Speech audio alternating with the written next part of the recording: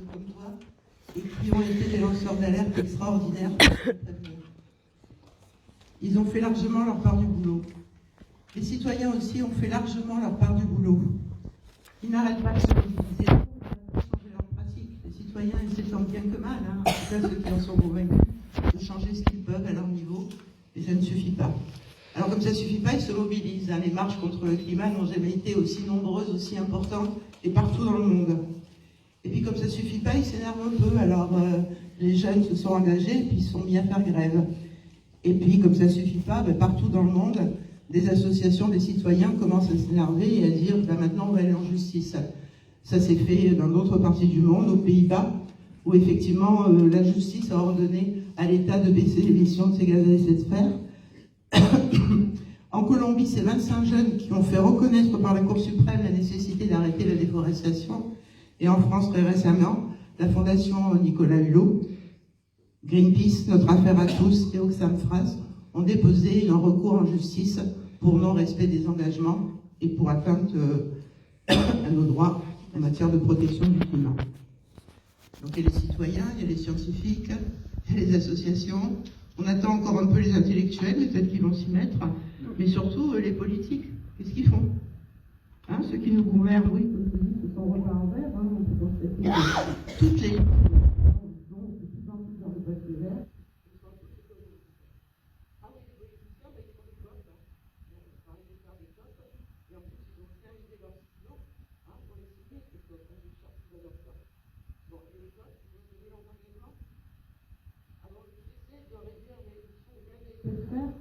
La réponse est non.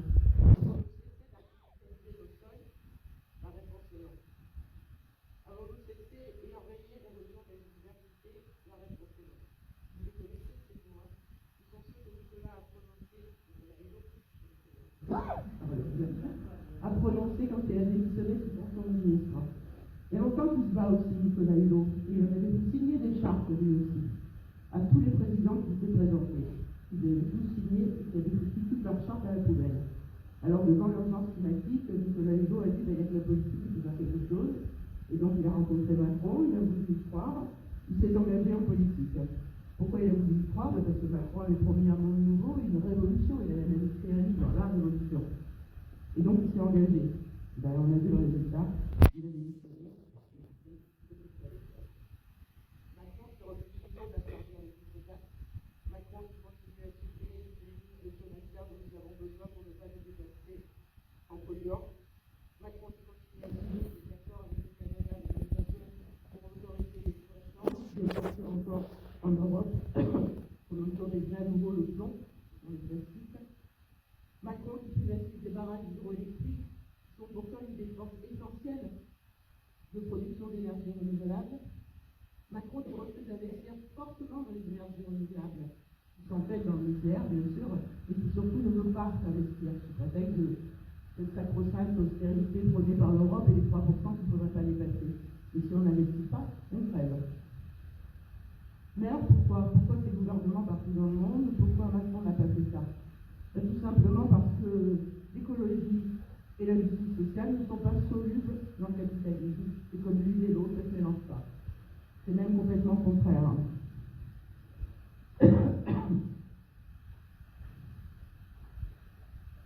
Ceux qui nous gouvernent partout dans le monde, malheureusement, il y a peu de gouvernements qui résistent, des États qui résistent aujourd'hui, sont à genoux devant ce mode de production qui nous met dans le mur. À genoux. Et ceux qui nous gouvernent sont aussi à genoux devant le monde de la finance, parce que c'est le nouveau visage du capitalisme, du profit, rien que du profit, que du profit. Ils sont à genoux devant ce monde de la finance, une finance qu'elle-même, et qui nous appauvrit tous. Capitaliste, vous allez dire que c'est Dynamo, c'est ringard, on n'en parle plus, c'est fini, c'est du vieux monde, c'est de l'ancien monde, assez. Et bien pourtant, les Français, ils pensent que c'est encore le nouveau monde. Ils n'ont pas peur des mots, ils n'ont pas peur d'appeler un chat un chat. Au Texas, c'est un sondage en décembre 2019, et dans ce sondage, 2 Français sur 3, 65%, ont une opinion globale mauvaise du capitalisme. 2 Français sur 3. 77% d'entre eux pensent que ce système provoque une montée des inégalités sans... On n'a jamais connu cela. Les très riches et 81% pensent qu'il s'agit d'une société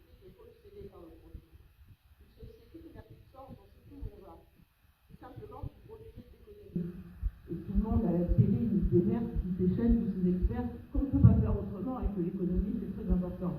Mais une société, c'est pas que de l'économie, c'est comment on vit tous ensemble, c'est comment quel est le sens d'une société, de la solidarité, de la façon dont nous pouvons vivre autrement que simplement à genoux devant l'économie. Alors vous allez me dire, tout ça c'est de la politique, mais quel rapport avec les municipales? Il y a un rapport très très important, parce que vous connaissez une question plus politique que celle-là. Qu'est-ce que vous voulez faire? Comment comptez-vous agir? Quelles seront vos actions pour agir tout de suite et maintenant pour changer le cours des choses? Tout de suite et maintenant, parce que, comme Antoine l'a dit et comme les experts du GIEC le disent, il nous reste 12 ans pour essayer d'envoyer la machine. Et 12 ans, c'est pas long, hein, c'est 2 mandats, pas plus. Alors oui, ça intéresse les citoyens de tout de savoir quelle est l'orientation politique de la liste qu'ils vont élire pour ces 2 mandats, puisqu'il y a l'urgence à agir. Et alors là, c'est bien difficile à savoir quelle est l'orientation politique qui sont présents. Il y a bien difficile, mais... Alors, comme le dit un article de la Provence du 20 janvier, nous selon le président des listes de partout en Dakar, il a été voir. Alors, elle s'appelle Avec un nouveau souffle, pour l'avenir, ensemble, avec cœur.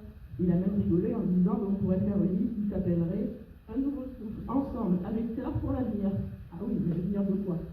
Il dit que le nom de ces listes, c'est consensuel, sans saveur, sans odeur, comme l'époque que nous vivons. Effectivement, comme l'époque que nous vivons, où il interdit de parler, de s'exprimer, de critiquer le système capitaliste, et que tout le monde y dégoûte, tout le monde y dégoûte. Et pendant 3 ans, et il dit, dans son article, il finit, il dit « Seuls quelques-uns osent afficher leur nom ». Et il cite dans la Provence, Fuveau, verte et solidaire. Et il cite aussi Lambesque en transition. Alors oui, je dirais, nous sommes transparents. Oui, c'est une liste citoyenne que nous montons, c'est-à-dire que chacun dans la liste a la même voix, la même droit de parole, mais et que nous soyons encartés ou pas, c'est-à-dire que chacun, que si quelques-uns ont adhéré à un parti politique, d'autres non, mais nous ne sommes pas pour la prédominance de la carte du parti, mais nous avons des valeurs communes. Par contre, nous ne cachons pas que oui, dans notre liste, il y a des militants d'Europe Écologie des Verts, il y a des militants de la France Insoumise, il y a des militants d'Attaque, il y a des militants associatifs qui se battent pour l'écologie, mais surtout, c'est que ce qui nous rassemble, c'est plus fort que ce qui nous divise, c'est que oui, nous voulons changer de modèle de société, et oui, nous voulons agir tout de suite, maintenant, et en toute transparence. Alors, on a affiché nos priorités, elles tiennent en 3 mots. Écologie, transition, solidarité, justice sociale, parce que comme nous l'avons dit la dernière fois, Fuveau n'est pas une ville de riches, loin de là. Nous avons 30% de la population qui vit en dessous de 1 000 € par mois. Nous avons énormément de familles monoparentales, 13,4%, et ce sont ceux-là qui vont souffrir en premier et qui souffrent déjà. Donc, toutes nos actions, c'est ce que nous disons, vont tourner autour de ces 3 axes. Lutte pour la transition écologique, lutte pour la justice sociale avec des mesures fortes, et surtout démocratie, parce que sans démocratie, on voit ce que ça donne. C'est l'absence de démocratie de tout le système en place qui fait que tout le monde se tait et interdit à tout le monde de prendre la parole et essaie d'enfumer tout le monde avec des mots très vagues et très généraux.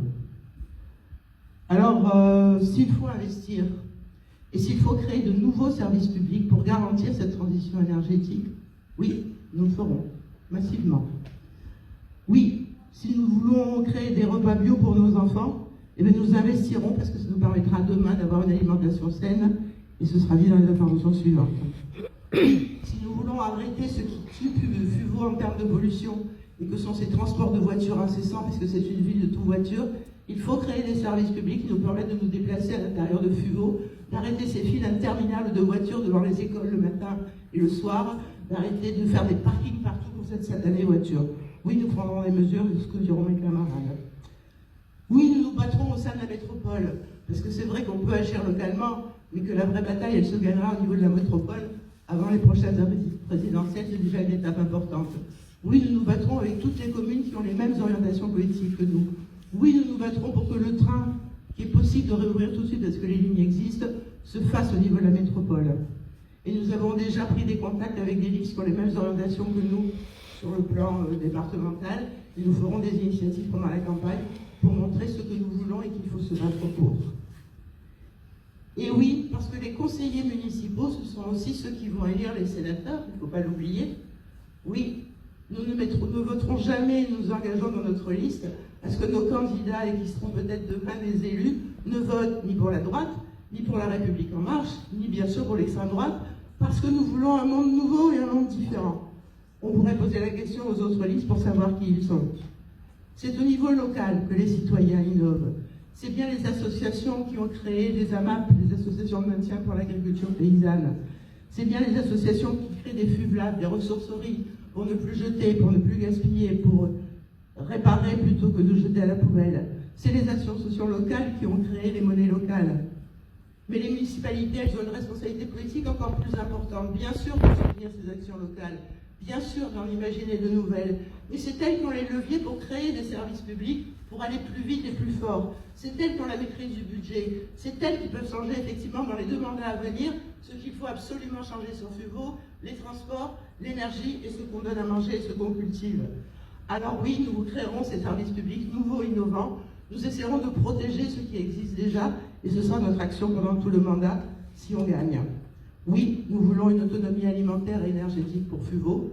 Oui, nous voulons le faire et le faire avec vous tous. Certains d'entre nous ont déjà mené ces batailles et ont été élus en 89 sur une liste de gauche pour créer déjà une première démocratie en ayant créé des commissions extra-municipales. Vous voyez, notre engagement est ancien.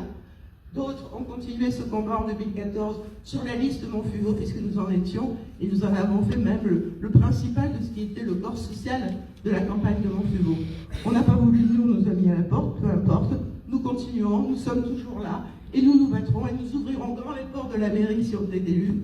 C'est pas gagné, on l'espère, et on vous invitera tous à y venir et à y rester pendant tout le mandat, parce que la démocratie, c'est aussi notre ADN.